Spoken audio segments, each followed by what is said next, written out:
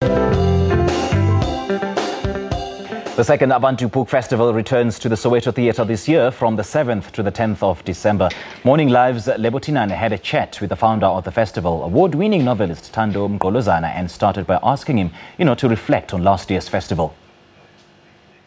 When I think back to these days, like a week before the festival, the bars, I knew that I created something, but now it was just having a life of its own. I was not entirely responsible for the spirit that was coming out, the love, the happiness that people were deriving out and bringing into this thing, right? So I remember the inaugural edition of Abantu Book Festival for the love that came out, for the spirit that came out. People were so happy to come to the festival, and for the first time, instead of finding African literature in some small corner hidden somewhere, it was everything there was African literature, and it was not just 3 books, it was 50. So people were saying that they were happy that they could find books they've been searching for, and now they didn't have to look for them, they were there, right? Yeah. They were brought for them. And one of the dilemmas that we had, or rather the constant feedback that we got from people was that you need a bigger venue. You need a bigger, because there were so many people. There were as many people in every single one of the venues inside as there were outside. We were telling people that, listen guys, don't come, the event is sold out. People were here in the rain. So there was something that people were attracted to Abantu Book Festival that I don't think I was entirely responsible for as an organizer. I think it was brought by the people, right?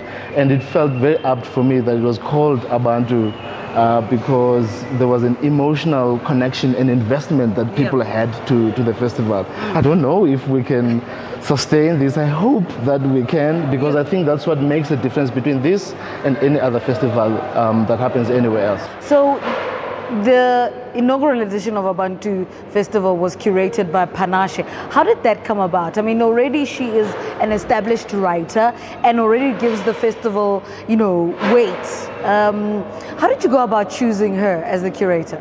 Midway into the year, I was the person who's looking for funding, who's also tweeting, right? And so I think Panache was observing this, that it was one person doing all the work. And so she came to me to say, let's do this.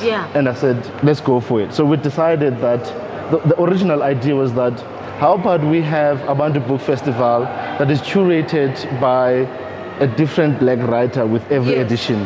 So that if we choose Panache, Panache brings her energy into it and she leaves her footprint. And if the following year we choose Lebo Mashile, Lebo brings who Lebo is. And so it's not monolithic, it keeps changing, and you have something to look forward to as a reader, something different that is inspired by the individual. So Panache came, and the decision was, you curate the program, right? I mean, we work together, we workshop these ideas together, but she brought so much value into that inaugural edition. Let's talk about healing. And the incident that happened at Open Book Festival. Have you been able to heal from that? And part of the reason that Abantu Book Festival was born was because of that incident. Have you been able to at least talk to those people after that incident? I went to 3 different literary festivals. I was invited to Time of the Writer in Durban, but before that I had gone to Open Book in Cape Town, and then finally I was going to go to Franschhoek, right? And I was going there because I know that I've got people who read my work, who interact with me. And I wanted to make this public because I don't want people to say, where is Thando? What happened to him? I don't want to just sink into oblivion. Everyone must know why I am not here. And everyone must know what I'm busy doing. I'm not willing to engage on whether it's possible, blah, blah, blah, after that, right? This is what I wanted to do. And secondly, I was saying, in this 10 years of my publishing experience, we have tried everything possible to try and influence the changes in the whole system, publishing, book festivals, and all of it. But book selling, libraries, but there was no will to change. And then I realized, but why are we begging to be integrated into this thing, So I decided I would rather I don't want to have my one leg here, the other leg. I'm jumping completely out so that my whole energy is focused on making this possible. I was moving away completely from that space, and I'm not interested in looking back.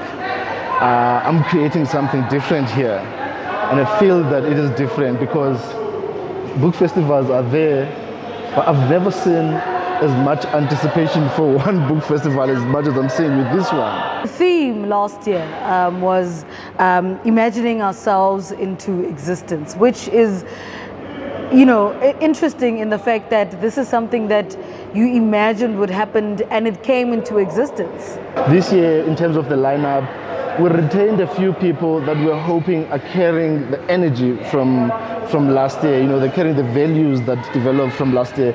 People like Lebo Mashile, who is the face of the festival, and people like Phumla Dineo Gola, Zuki Savaner, and maybe two others. And then the rest of the list is new people. And it's not just new people, it's new people that you wouldn't ordinarily find in a literary festival. I'm talking here about someone like Zanele Ndlovu, who comes from here in Soweto, and Zanele plays traditional instruments in her storytelling. The kind of thing that Gcina Mhlophe does, the kind of thing that Madosini does, right? And here is young Zanele, and she takes her craft so seriously, and it is so beautiful.